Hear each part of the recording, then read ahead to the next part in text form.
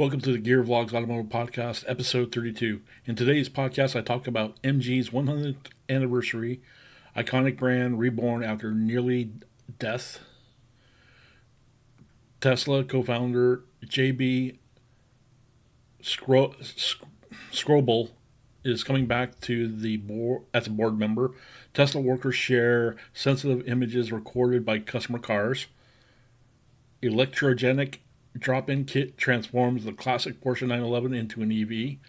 Lightyear goes back in business after restructuring caused by bankruptcy, and Walmart to launch a coast-to-coast EV fast charging network across thousands of stores.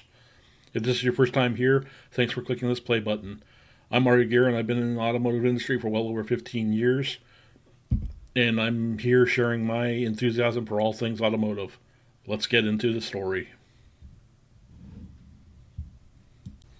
Our first story, MG's 100th anniversary, iconic brand reborn after near death. The MG brand is on a tear globally. It looks poised to become the first Chinese brand to grow into a major global player on par volume-wise with such companies as Hyundai and Nissan. As Bruce Quavel crossed a street in downtown Paris last month, a vehicle with a familiar octagonal badge caught his eye as it passed, says Quavel. It's a normal-looking crossover, but it's got MG badges on the front and back. His reaction, that's an MG? In the 43 years since the last MGB Roadster came to America, everything has changed for MG, so much so that, like what Quavel experienced in Paris, MG is no longer recognized to its former American dealers, customers, and fans as it begins its second century. The names Quavel and MG are linked in the automotive history. In 1947, Bruce's father, Kjell Quavel, helped ignite the British sports car craze in America when he became the West Coast distributor of the brand of affordable, fun-to-drive, lightweight roadsters.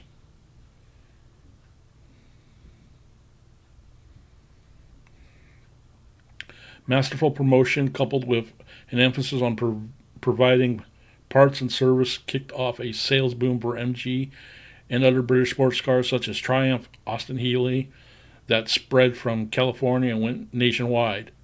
Annual sales in the U.S., MG's largest market, peaked at nearly 35,000 in 1977, according to data from historian David Knowles. The ride lasted until the fall of 1980, when the vulnerable MGB went out of production and was never replaced in the U.S. Though historians disagree on MG's exact beginnings, it's been 100 years since the first MG sports cars were conceived. There are several commemoration markings the anniversary scheduled in England this spring and summer. But the only thing today MGs have in common with the beloved classic sports car of the past are the stylized MG inside the brand's famous octagonal logo. MG has been owned by Chinese automaker first Nanjing Automobile and now SEC Motors for nearly 20 years. MGs are no longer made in Great Britain, though some advanced design and engineering work is done in London studio. Quavel, who sells Alfa Romeo, Volkswagen, Maserati, Audi vehicles in 4 Central Florida dealerships, says, I know the Chinese had the name, but I didn't know what they were doing with it. SAIC ownership, a comeback. The MG brand is on a tear globally. It looks poised to become one of the first Chinese brands to grow into a major global player. As a result, SAIC pumping untold billions into MG. There are more MG badged vehicles sold in more countries than at any time in the brand's 100 history. MG is among the top 10 selling brands in 20 countries in Europe, South America, and Asia. In 2022, more than 660,000 MGs were sold globally, a record for the brand. MG is also successful in North America. It is among Mexico's most popular brands, outselling even Hyundai and Ford in recent months. In February, MG was Mexico's 8th best-selling brand, according to Mexico's Institute. I can't even pronounce that stuff. Keep going. In January, an MG compact crossover called the HS was Britain's top-selling vehicle, the first time in MG history that any of its models topped the sales chart there. Under SAIC,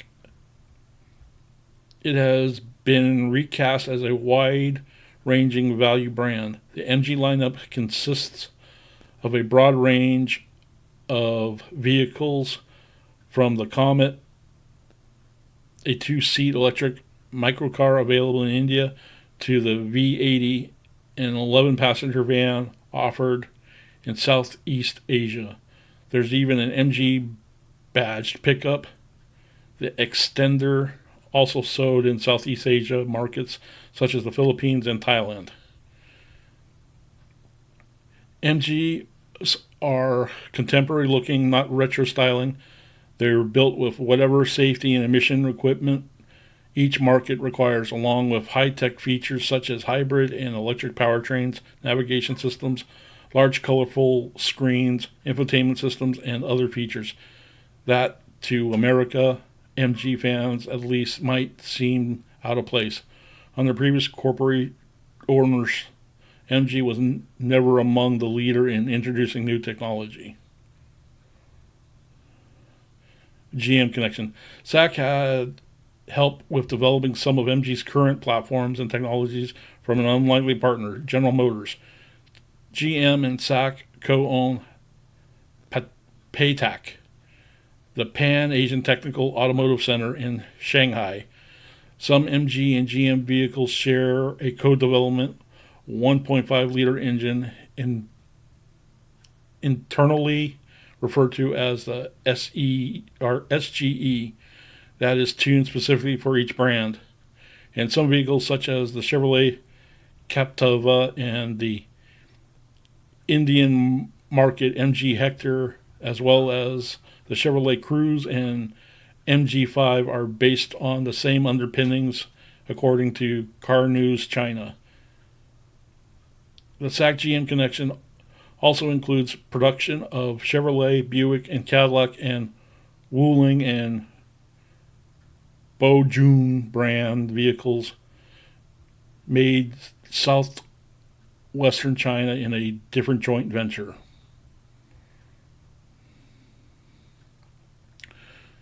The only type of vehicle missing from MG's lineup is one of the brand's remains most famous for a two-seat convertible sports car. Next week at the Shanghai Auto Show,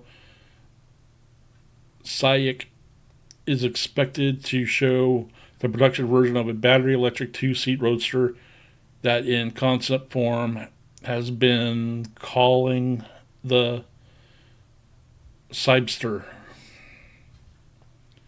The first thing MG sports car since 1995 could launch in Europe, China, and elsewhere in 2024, possibly named the MGC EV. That begs the question, is MG, the import brand America loved first, ready to return to the U.S.? The answer, no. We currently have no plans to sell vehicles in the U.S., Joyce Ying, SAIC spokesperson or spokeswoman in China, told Automotive News in an email.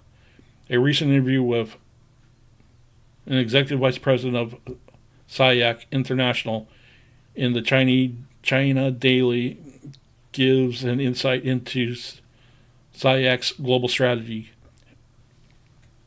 At SAIC, we don't bite more than we can chew. We respect every market and every customer, he told the newspaper.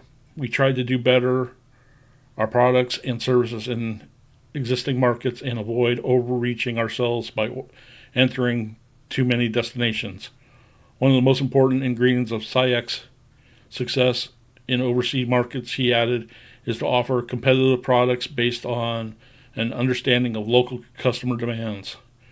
At least one industry analyst says MG's successful global expansion doesn't mean a return to the U.S. someday is imminent, even with a sports car as a halo vehicle.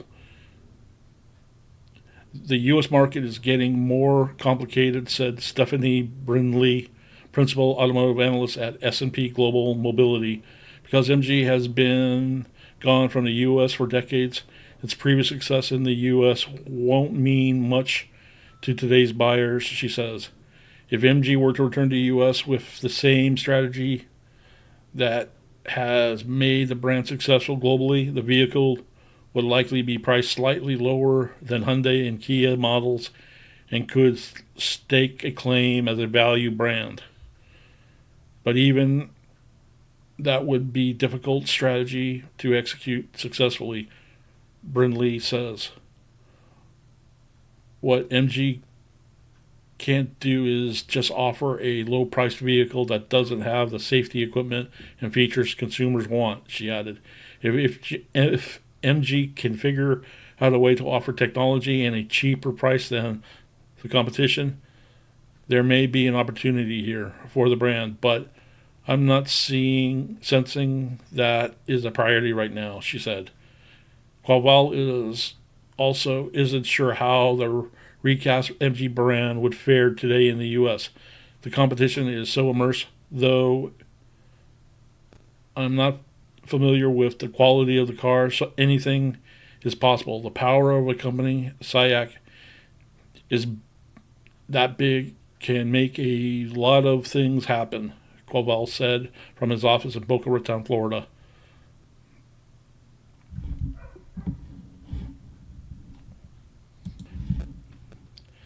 The brand name, to me, is the problem. What does it mean to those under 60? I'm not sure. MG could come back, no questions about it, but it has to focus as far as the sector it goes in and the pricing. If the cars are good, MG has a chance, but it is still an uphill battle, Qualval added. It's unclear how political tensions between the U.S. and China could affect consumer attitude towards the brand.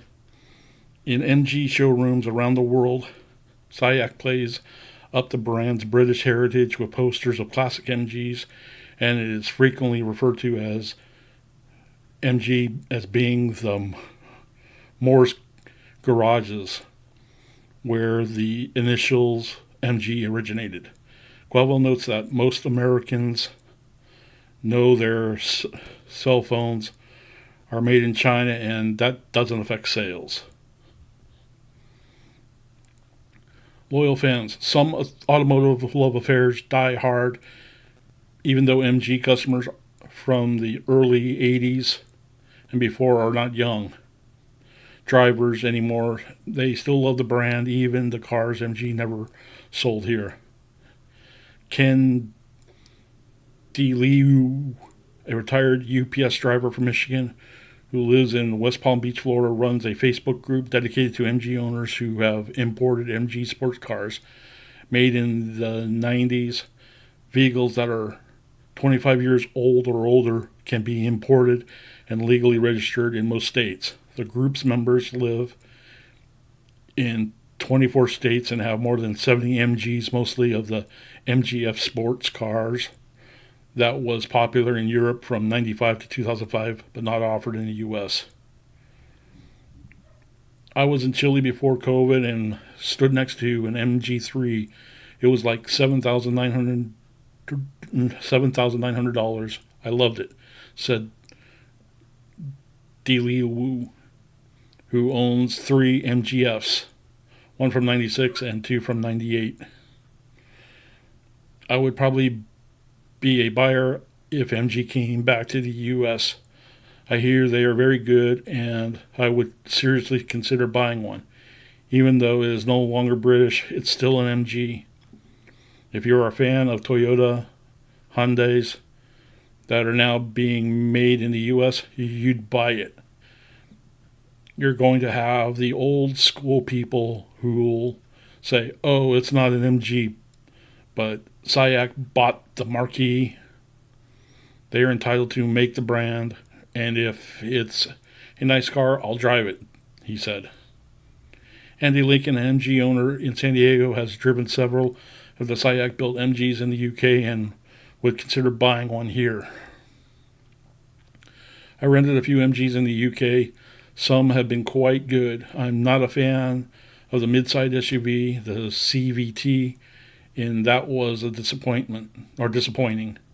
But I'd be more than willing to evaluate their small sedans and coupes, he said. As for Koval, the Florida dealer who grew up with MGs, he says if SIAC decides to return the brand to the U.S. someday, MG is a franchise he'd consider adding. I'd take a look at it, he says. I'd have to. It's in my blood. So yeah, there we go. We have the return of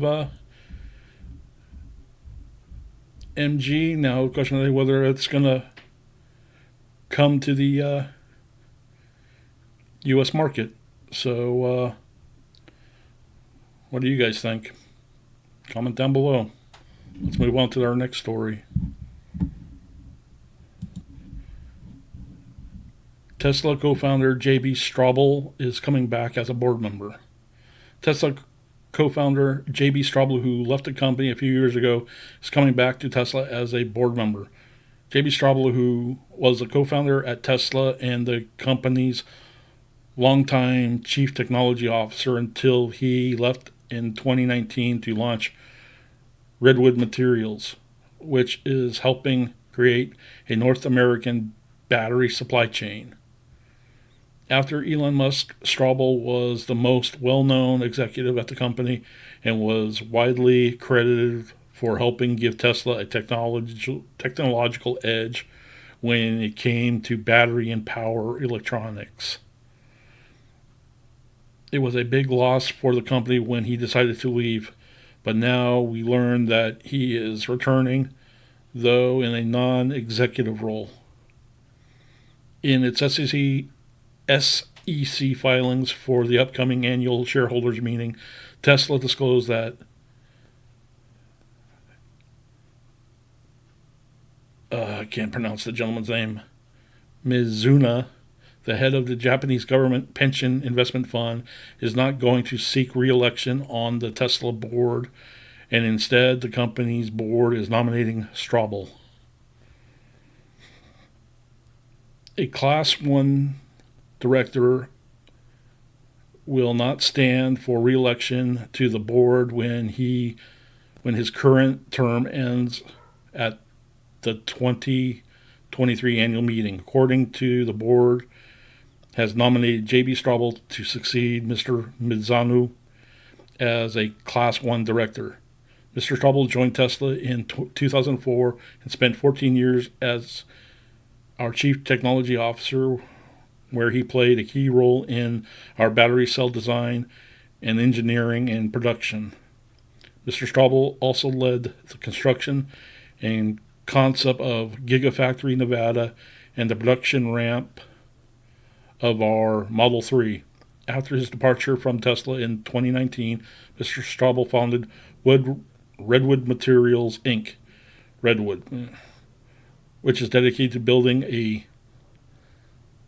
circular supply chain to power a sustainable world and accelerate the reduction of fossil fuels.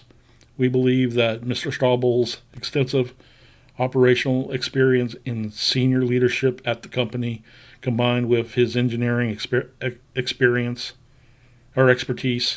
and passion for clean tech, will make him an important asset in our mission to accelerate the world's transition to sustainable energy. Tesla shareholders will have the opportunity to vote on Straubel joining the board next month during the annual shareholder meeting. Musk has had negative feelings about virtually all other official Tesla co-founders, of which there are 5 in total, except for Straubel, even after he left the automaker.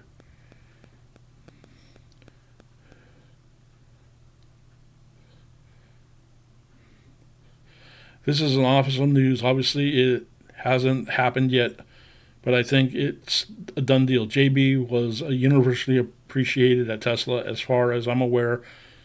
The same goes for his esteem among the shareholders.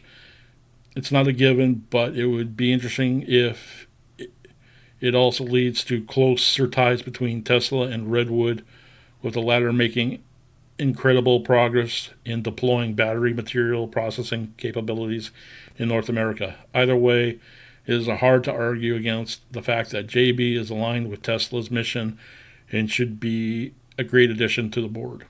So, yeah, there we go. Comment down below what you think on that one.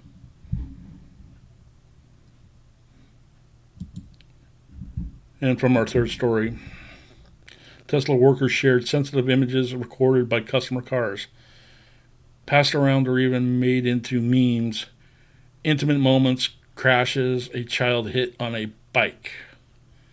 Uh-oh. Tesla Inc. assures its millions of electric car owners that their privacy is and will always be enormously important to us. The camera it builds into vehicles to assist driving, it notes on its website, are designed from the ground up to protect your privacy. But between 2019 and 2022, groups of Tesla employees privately shared via an internal messaging system, sometimes highly invasive videos and images recorded by customers' cars' cameras, according to interviews by Reuters with 9 former employees. Some of the recordings caught Tesla customers in embarrassing situations. One ex-employee described a video of a man approaching a vehicle completely naked. Yeesh. Also shared crash and road rage incidents. One crash video in 2021 showed a Tesla driving at high speed in a residential area, hitting a child riding a bike. According to another ex-employee, the child flew in one direction, the bike went in another. The videos spread around a Tesla office in San Mateo, California, via private one-on-one chats like wildfire, the ex-employee said. Other images were more mundane, such as pictures of dogs and funny road signs that employees made into memes by embellishing them with amusing captions or commentary before posting them in a private group chat. While some postings were only shared between 2 employees, others could be seen by scores of them, according to several ex-employees. Another said, "I'm bothered by it because the people who buy the car don't think they know that their privacy is not respected.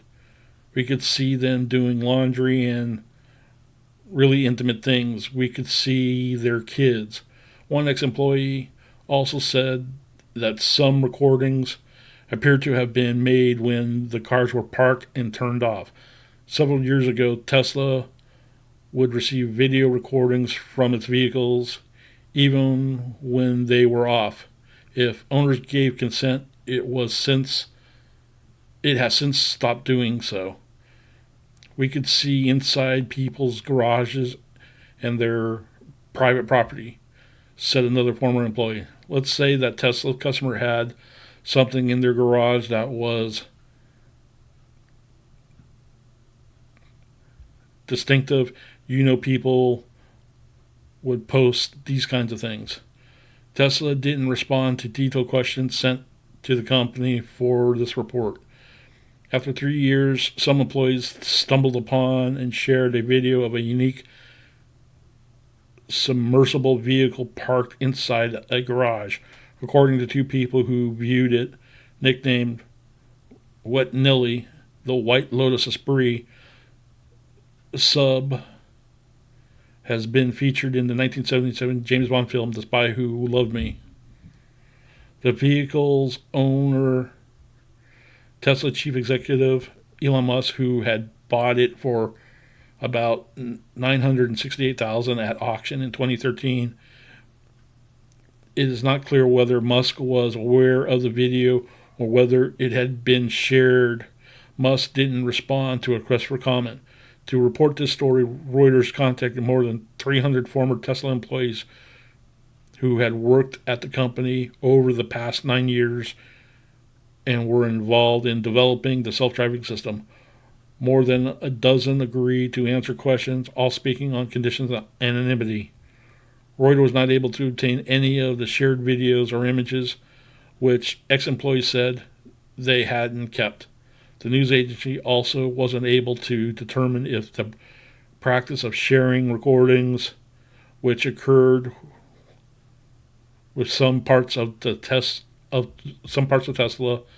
as recently as last year, continued today or widespread. It was. Some former employees contacted said the only sharing they observed was the legitimate work purposes, such as seeking assistance from colleagues or supervisors.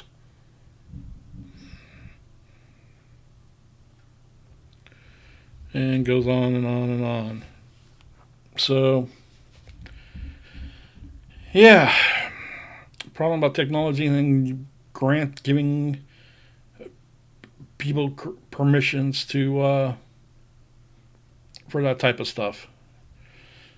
Yeah, how do you feel? Would you on some of these systems feel comfortable giving access to these people? Are these companies access? It's the same thing like a phone app and giving them permission to your photos and video and microphone access. Almost the same thing. Who knows what these platforms are doing with that information? Yeah, comment down below.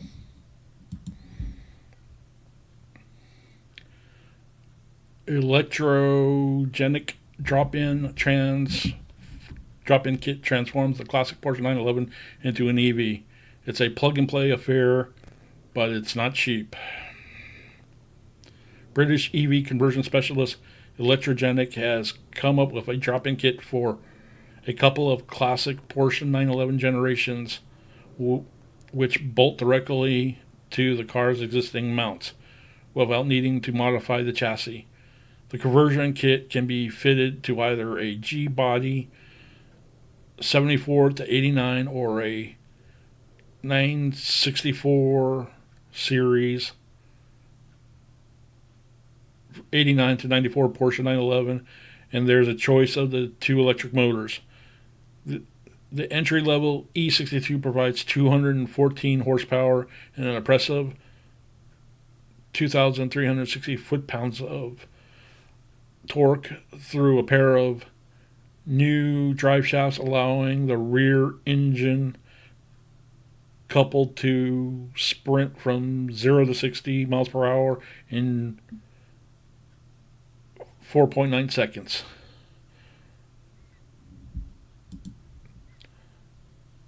The more powerful E62 kit raises the power figure to 332 horsepower and the torque output to 2,876 foot-pounds. But Electrogenic says that this one requires some careful thinking about suspension geometry and setup, as the internal combustion engine variant of the 911 made a maximum of 250 horsepower, so it's quite a big upgrade with a 0 to 60 mile per hour sprint taking just 3.8 seconds. Other than that, however, the conversion kit seems to be very well thought out, with no other modification required. The 62 kilowatt hour battery pack is split between the front trunk and the rear motor compartment. The electric motor sits where the old gasoline tank used to sit, and all systems electronics are tucked away where the gas tank used to be. The original gauges are used to monitor the system, with the fuel level gauge tracking battery capacity, the oil temperature gauge tracking e-motor temperature, and the oil pressure gauge showing the amount of battery regeneration.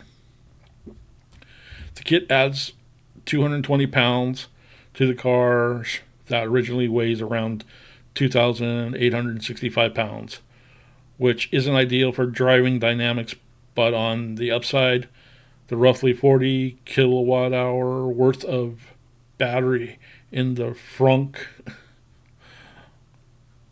leads to a shift in the front of the rear weight balance from 40/60 to 49/51, so nearly perfect in this regards.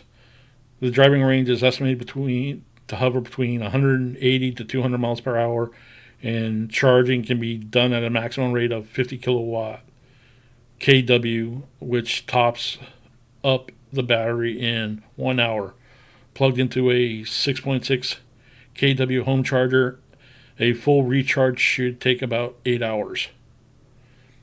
Electrogenic is working on several shops around the world to handle the conversions, and says that the switch to all electric will cost around $120,000, including the donor 911. So it's not exactly cheap. Alternatively, if you want a much more affordable European converted classic, you can check out the Renault 4 from RFit.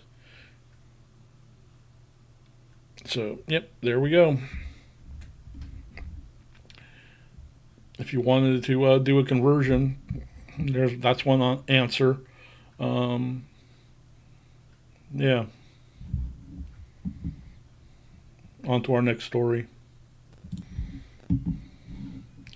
Lightyear goes back in business after restructuring caused by bankruptcy. The Dutch solar car company will continue to develop its Lightyear 2 model.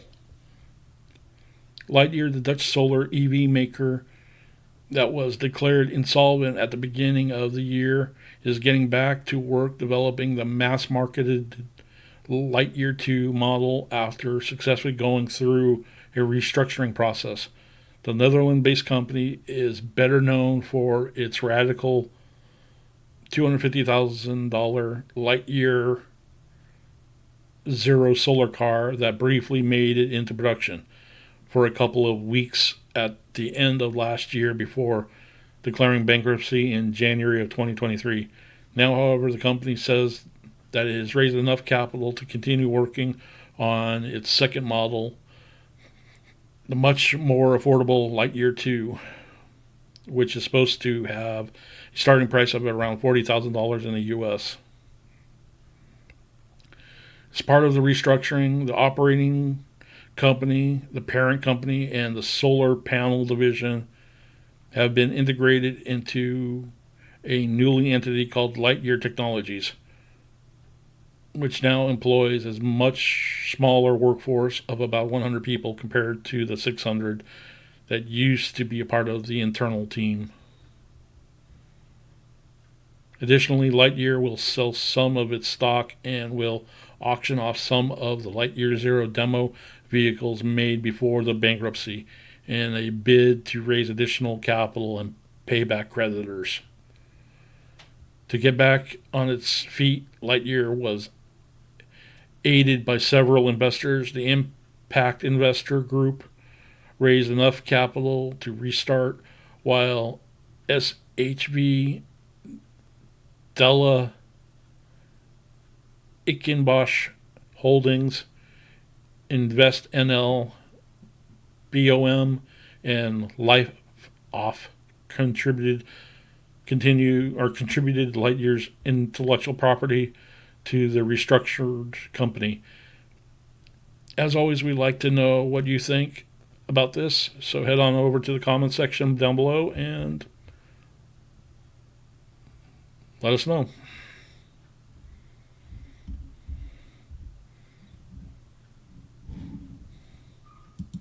And for our last story, Walmart to launch coast-to-coast EV fast charging network across thousands of stores. The world's largest retail, Walmart, plans to build its own coast-to-coast EV fast charging network by 2030 to help deliver a convenient and affordable charging experience.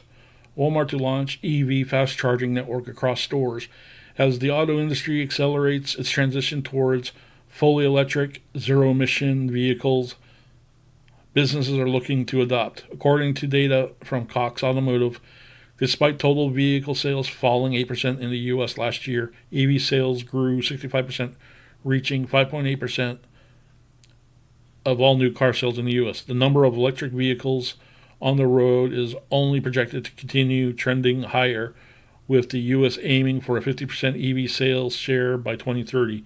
Several initiatives have been passed to accelerate the transition.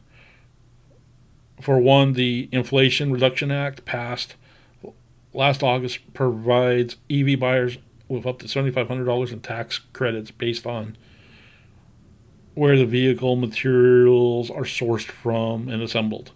In addition, $5 billion in funding is being made available over the next 5 years to establish a nationwide EV charging network in the U.S. through the NEVI Formula program.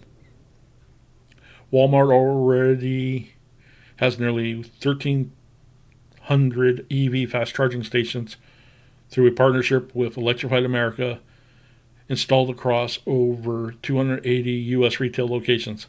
The new initiative will promote a coast-to-coast network across thousands of Walmart and Sam Club stores by 2030, according to the retailer.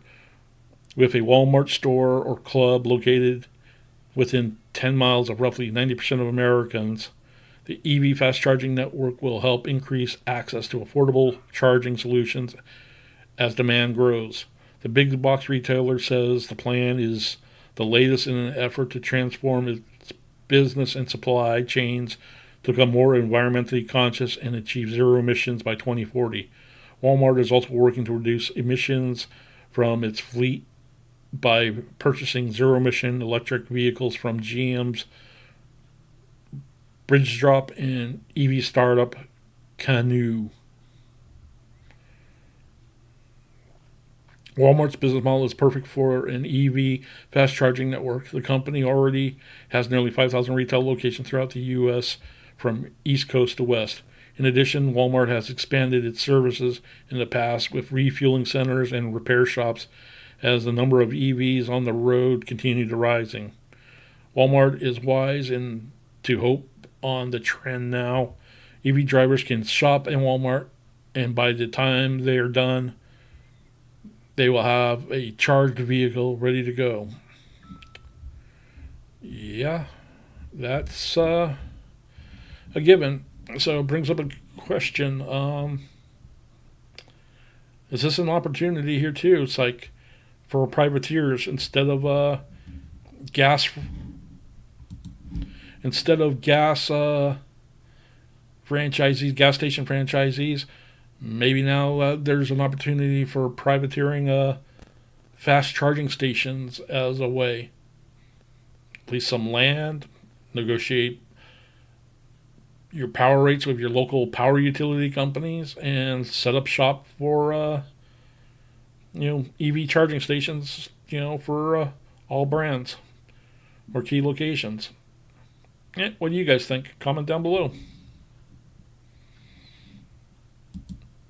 So, yep, there you have it. Let me know what you guys think about any of these stories today. I found it interesting about, obviously the drop-in kit for Porsches. So, I wonder if he talked about the $120,000 with including the donor vehicle to do the conversion. What happens if you have your own donor vehicle? I wonder how much the parts would be. That might be a fun project to do. May have to get back to you guys on that one. So yeah, comment down below what you guys think. Be sure to like, share, and subscribe. Follow me on all of the social media platforms, and we'll be seeing you.